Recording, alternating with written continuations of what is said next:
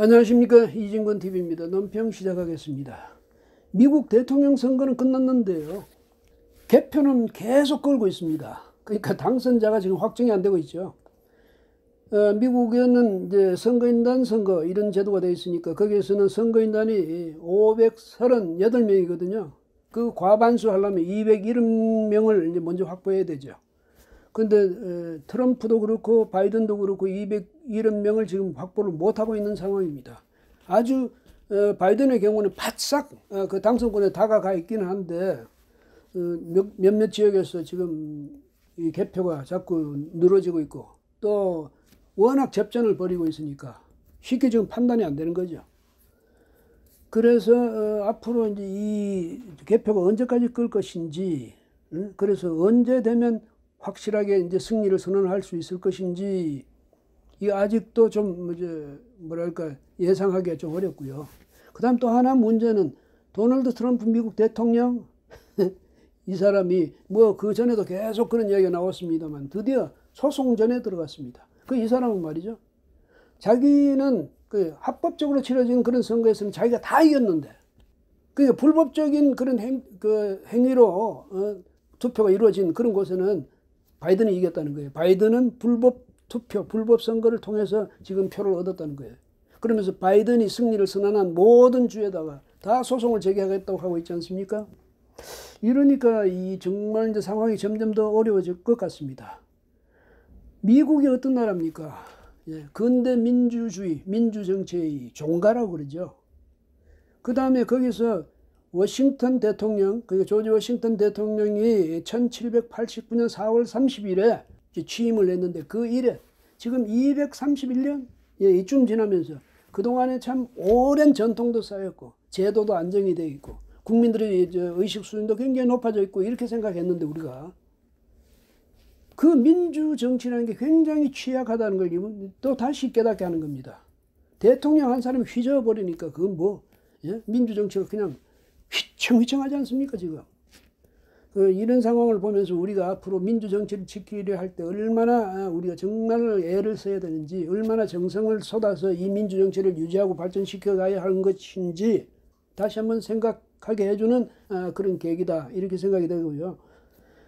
또 하나는 우리 안에서 괜히 말이죠, 나는 트럼프 좋아한다, 나는 바이든 좋아한다, 나는 트럼프 편이다, 나는 뭐 바이든 편이다 이래가지고 지금 서로 가지고 아주 말이죠 감정 섞어가지고 지금 논쟁을 벌이고 있는 이런 사람들이 많습니다.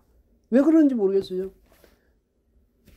트럼프는 보수니까 우리는 보수니까 보수는 트럼프를 좋아해야 된다. 이쪽에 또 우리는 진보니까 바이든을 좋아해야 된다. 이런데 미국의 보수 진보하고 우리 보수 진보하고 그게 서로 뭐 통하는 데가 있습니까? 근데 그거는 그 나라 그 내정에 있어서 그 나라의 이제 경제 정책이라든지 사회 정책이라든지 이런 거 할 때 그 사람들이 보다 진보적이냐 보다 보수적이냐 그렇게 따지는 거고 우리하고는 상관없어요. 미국의 대통령이 누가 되느냐 이 말입니다. 그 사람들이 우리나라까지 통치할 건 아니잖아요. 우리는 뭐냐? 우리의 맹방이라고 그러잖아요. 동맹국가 미국하고 사이에서 그 동맹 관계 이것을 얼마나 더 돈독히 하고 더 발전시켜 갈지, 그 다음에 그거 말고 다방면적인 이런 협력 관계도 어떻게 더 발전시켜 갈 것인지 이걸 고민해야죠. 그래서 전략을 세워야죠. 그 다음에 그러는 가운데서 우리가 보다 더 우리의 국익을 더 많이 확보할 수 있는 그런 전략 이게 필요한 때인데 괜한 데다가 말이죠. 그 다음에 뭐 보니까 신문에 나는 거 보니까 말이지 뭐 정권 내 누구는 내가 바이든하고 친하다. 갑자기 나는 바이든을 뭐 직접 만난 사람도 있다. 정치권 다 그래요. 여야 가릴 것 없이 그런 소리는 하고 있습니다 지금. 그동안에 이 외교가 말이죠 너무 무능하다고 그렇게 지적되어 오지 않았습니까? 근데 앞으로도 계속 그럴 겁니까? 이 점이 참 안타까운 일이고, 또 오늘 보니까 눈길을 끄는 게 김경수 경남도지사 2심 판결이 나왔습니다. 선고가 2년 징역형. 이 사람은 이제 여론 조작하는 그 여론 조작에 이 사람이 그걸 묵인했다. 누구냐? 드루킹이라는 사람이 있잖아요. 김동원인가 그 사람. 별명이 드루킹이죠. 이 사람이 매크로 프로그램이죠. 그 킹크랩이라는 프로그램. 이게 매크로라는 것은 뭐 명령어를 넣어놓고 그것을 이제 거기다 명령을 해놓으면 자동으로 말이죠. 자동으로 계속 뭐 100번 하면 100번, 1000번 하면 1000번 계속 사람 손댈 필요도 없이 자동으로 그 좋아요, 인터넷 보면 댓글 있잖아요. 거기 공감, 뭐 좋아요 이런 걸 올린답니다. 그러면 그게 여론 조작이죠. 그런데 그런 짓을 했는데 자기는 킹크랩 그건 알지도 못한다. 본 적도 없다. 이렇게 주장을 했지만은 결국은 킹크랩 시연하는 거 다 봤고 확실하게. 그래서 직접 사용은 안 했더라도 적어도 무기는 했다. 그건 정치인으로서 용납이 안 된다. 이런 게 이제 재판부의 판단이었고 그래서 2년형을 1심에서 2년형을 그냥 유지해가지고 2년형 선고를 한 겁니다. 다만 이제 선거법 위반했다. 이 부분에 대해서는 1심에서는 10개월 징역형에 2년 집행유예 이렇게 돼 있었는데 이것만은 이제 2심에서는 무죄가 됐습니다. 근데 이 업무방해 혐의 이것은 이제 유죄가 됐죠. 근데 업무방해도 보면 컴퓨터 등 장애 업무방해 이런 죄인데 그게 뭐냐 장애 업무방해가 뭐냐 봤더니 컴퓨터의 정보 처리 과정에서 장애를 유발한 거 그렇게 해가지고 업무방해를 한 게 이게 이제 장애 업무방해 혐의랍니다. 그런 죄고. 예.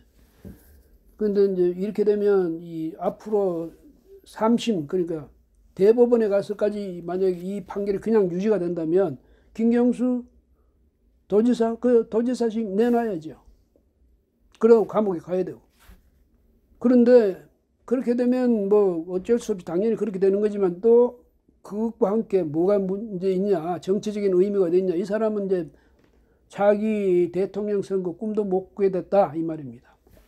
사실은 친문의 핵심 아닙니까? 친노의 핵심이었고 친문의 핵심이죠.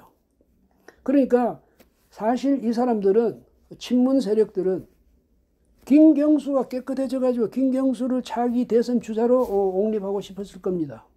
지금도 그런 기대를 하고 있었겠죠. 그런데 지금 이렇게 돼버리니까 설령 대법원에 가서 무죄가 된다 하더라도요. 이제 이미지가 너무 훼손됐으니까 어려울 거예요. 그리고 이런 상황 속에서 돌아앉아서 회심의 미소랄까 안도의 미소랄까 이걸 짓는 사람이 있을 거예요. 분명히. 제가 생각할 때는 더불어민주당의 이낙연 대표라든지 이재명 경기도지사 이 사람들이 아닐까. 왜? 만약에 김경수가 와가지고 친문이 전부 그쪽으로 쏠리면 자기들은 어떻게 됩니까? 그런데 가장 강력했던 그런 경쟁자 그러니까 이 사람이 지금 탈락한 셈 아닙니까? 이러니까 아마 좀 안도를 할 것 같은데 글쎄요. 어쨌든 우리가 전번에 뭐 국정원 댓글 가지고 그렇게 무섭게 하던 정권 아닙니까? 그러니까 이런 여론 조작 이건 정말 용납해서는 안 되죠. 그래서 그 특검에서 6년 구형을 했는데 2년밖에 안 했죠. 공범이 아니라는 거겠죠. 그러니까 공동정범이 아니다. 그냥 묵인만 했을 뿐인데 이건데 글쎄요. 그걸 믿어야 될지 잘 모르겠네요. 그리고 이제 또 하나는 윤석열 검찰총장에 대한 정권 차원의 그 총공세입니다. 아니 그 검찰총장 하나 놔두고 지금 추미애 법무장관만으로도 안 되는지 이제는 집권민주당의 대표까지 나서서 이제 공세에 같이 가세를 했습니다. 이 참 무슨 이런 일이 있는지 모르겠어요. 추미애 장관은 요즘 국회 그 예산결산특별위원회 또 법사위 여기로 오가면서 날이면 날마다 윤 총장을 공격해야 됩니다. 정치총장이라면서 말이죠. 그러니까 정치하려면 옷 벗고 나가서 하세요. 이러면서 이제 압박을 가하고 있죠. 근데 이번에 특히 신기가 좀 또 불편해진 것이 대전지검에 대해서 대전지검에서 지금 뭐하냐. 그 월성 1호 원전 있지 않습니까? 1호기 그 조기 폐쇄 이것과 관련해서 감사원이 감사했더니 경제성 평가가 조작됐더라. 그런 감사 결과를 발표하지 않았습니까? 그 자료를 검찰에 넘겼다고 했죠. 최재형 감사원장이. 넘겼다는 건 뭡니까? 이런 불법 사실이 있더라, 위법 사실이 있더라고 넘겼다는 것은 수사 의뢰한 거나 마찬가지죠. 근데 진작에 사회단체들, 시민단체들은 지난 1월에 벌써 서울중앙지검에 고발을 했는데 서울중앙지검에서 그냥 깔아뭉개고 있었던 것 아닙니까? 근데 산업통상자원부가 세종시에 있으니까 대전지검에다 이번에는 고발을 했더니 거기서 수사에 들어간 거죠. 그래서 5일날 산업통상자원부 그 다음 대구에 있는 한국가스공사, 또 경주에 있는 한수원, 여기 전부 이제 압수수색 들어갔고, 또 한수원의 경우는 그 임원들 자택에까지 압수수색을 했다는 겁니다. 수사 당연히 해야죠. 그랬더니 이낙연 그 대표, 이 사람이 최고위원회, 당 최고위원회에서 말이죠. 이거는 추미애 장관도 그런 같은 말을 했는데 이건 정치 수사라고 뭐라고 붙였습니다. 정치 수사라고. 이게 추미애 장관의 표현에 의하면 정권을 흔들고 말이죠. 정부를 공격하는 그런 수사라는 거죠. 그리고 이낙연 대표는 그러면서 이게 이제는 검찰이 말이지 대통령의 공약 사항인 이것에 그 정책의 영역에까지 지금 검찰이 들어오고 있다고 말이죠. 이런 무모한 이런 행위는 즉각 그만두라고 협박까지 하고 이랬습니다. 집권당 대표가 그렇게 말한 건 협박이죠. 무모하다 이렇게 이야기하면. 근데 그게 왜 정치 수사입니까? 아니 탈원전 정책 자체에 대해서 말이 그게 가부를 이 검찰이 뭐 판단한다든가 이래 되면 그건 모르겠습니다만 그 수행 과정에 정책의 수행 과정에 위법 사실이 있었다면 당연히 수사를 해야죠. 이게 이렇게 협박하면 안 되는 겁니다. 참 이래서 앞으로 우리 이 공수처가 만약에 됐을 경우에는 정말 무슨 일이 일어날지 생각만 해도 끔찍하지 않습니까? 참 이를 경무일수록 정부의 정권이 높은 사람들 이낙연 대표도 그렇고 추 장관도 그렇고 제발 좀 이성을 되찾고요. 국민도 좀 생각해가지고 정치를 좀 더 안정시키고 정부도 좀 안정시키고 이렇게 해주기를 좀 바랍니다. 근데 뭐 이 기대가 이루어질지는 모르겠지만은요. 그 다음 여러분한테 또 하나 말씀드리고 싶은 것이 있습니다. 말씀드리고 싶은 게 아니라 말씀드리고자 하는 게 뭐냐. 제가 이제 오늘 끝으로 말이죠. 이 방송을 당분간 좀 쉬려고 합니다. 뭐 특별한 이유가 있는 건 아니고요.